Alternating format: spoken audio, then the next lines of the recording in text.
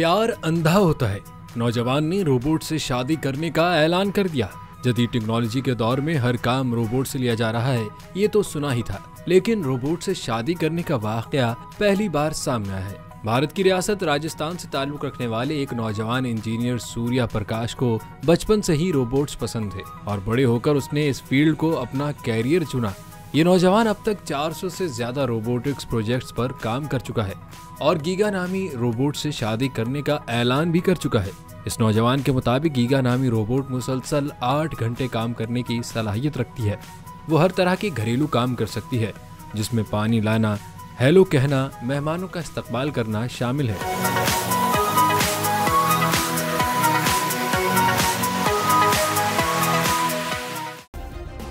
Subscribe करें और bell दबाएं ताकि कोई खबर रह न जाए।